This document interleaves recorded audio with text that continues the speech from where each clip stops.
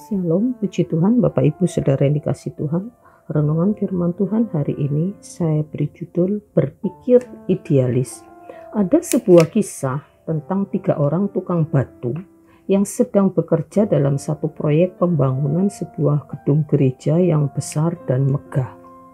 Suatu kali kepada ketiga orang ini diajukan pertanyaan yang sama, yaitu apa yang sedang Anda lakukan? Tukang batu yang pertama nampak heran mendengar pertanyaan itu. Ia seolah-olah berpikir, sudah jelas saya sedang menyusun batu bata. Kok masih ditanya lagi? Lalu ia menjawab, saya sedang meletakkan batu bata. Lalu tukang batu yang kedua, yang ketika diajukan pertanyaan yang sama, apa yang sedang Anda lakukan? Dia menjawab, saya sedang mencari nafkah. Sedangkan tukang batu ketiga, sebelum menjawab pertanyaan itu, nampak dia berpikir sebentar. Dengan mata menerawang jauh, ia menjawab, saya sedang membangun sebuah gedung gereja yang besar, di mana nanti orang-orang akan bisa beribadah di tempat ini. Dan dari tempat inilah nama Tuhan akan dipermuliakan. Jawaban manakah yang benar? Kalau kita lihat jawaban tukang batu yang pertama, dia memberi jawaban yang realistis. Memang betul dia sedang meletakkan batu bata atau sedang menyusun batu bata. Itu adalah rutinitas dari pekerjaannya. Jawaban ini menggambarkan sebuah kenyataan bahwa apa yang sedang dilakukannya itu adalah sebuah rutinitas yang mungkin satu saat bisa membosankan dan bisa melelahkan. Karena dia hanya berpikir sedang menyusun batu bata, setiap hari menyusun batu bata. Nah, tukang batu yang kedua memberi jawaban yang lebih pragmatis, lebih meluas. Dia berpikir bahwa apa yang dikerjakannya tidak sekedar menyusun batu bata, tetapi lewat apa yang dikerjakannya itu, dia sedang mencari nafkah. Karena dengan bekerja dia mendapat imbalan, mendapat upah, dan dia bisa memberi nafkah kepada keluarganya. Nah, tukang batu yang ketiga memberi jawaban yang idealistis. Jawabannya terdengar seperti sebuah khayalan, ya. Namun dalam jawaban itu terkandung visi, terkandung pandangan yang jauh ke depan.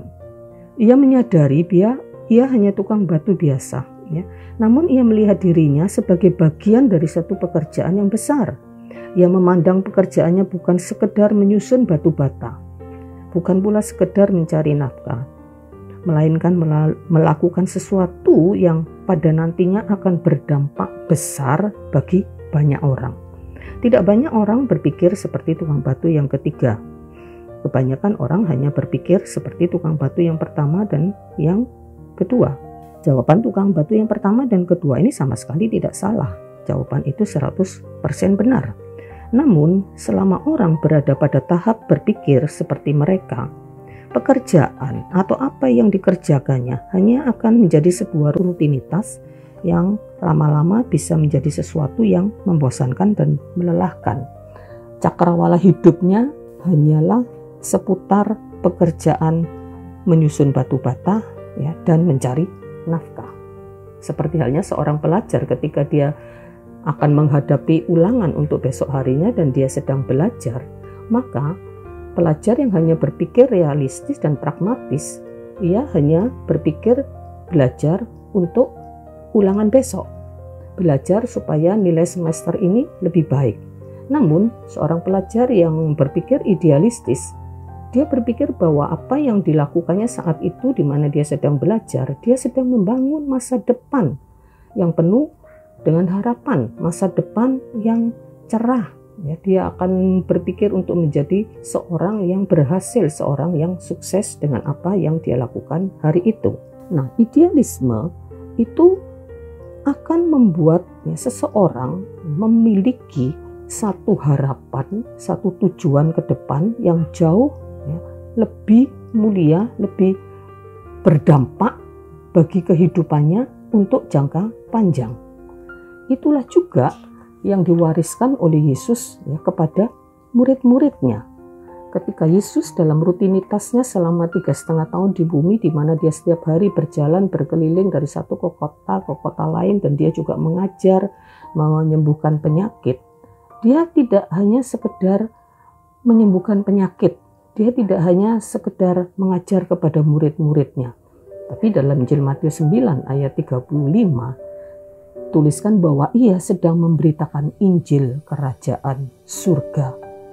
Matius 28 ayat 19 sampai 20. Dia mengatakan kepada murid-muridnya untuk menjadikan semua bangsa itu muridku. Nah, idealisme seperti inilah ya, yang Yesus wariskan ya, kepada murid-murid. Sehingga ketika murid-murid melakukan apa yang diamanatkan oleh Yesus, kita lihat dampaknya itu sampai kepada kita hari ini. Nah, mereka tidak hanya sekedar memberitakan tentang Yesus yang mati, disalib, kemudian bangkit, tetapi mereka sedang memberitahukan tentang adanya sebuah kerajaan Allah di muka bumi ini. Dan kita bersyukur lewat apa yang diajarkan Yesus kepada murid-muridnya, hari ini kita mengenal adanya kerajaan Allah ya, di muka bumi ini, di mana kita saat ini adalah warga kerajaan Allah sekalipun kita masih ada di dalam dunia ini. Karena itu mari lewat renungan pada hari ini kita juga mulai berpikir secara idealistis. Mungkin kita bukan orang penting, kita tidak punya karunia banyak, tidak punya talenta banyak, tetapi ketika kita melakukan itu dengan sungguh-sungguh dan kita berpikir sampai jauh ke depan bahwa apa yang akan kita lakukan, ya, hal-hal yang kecil sekalipun, ya, itu ketika kita lakukan dengan sungguh-sungguh, itu akan berdampak sampai ke masa depan. Nah, apa yang kita tanamkan, nilai-nilai yang kita tanamkan kepada anak cucu kita, itu bisa berdampak dalam kehidupan yang mereka yang akan datang. Maka percayalah ya, ketika kita ya, dengan kemampuan mungkin yang tidak seberapa, tapi kita mempersembahkannya untuk kerajaan Allah, kita percaya apa yang kita lakukan itu akan menjadi sesuatu yang berdampak besar bagi masa depan kita dan orang lain. Amin. Puji Tuhan.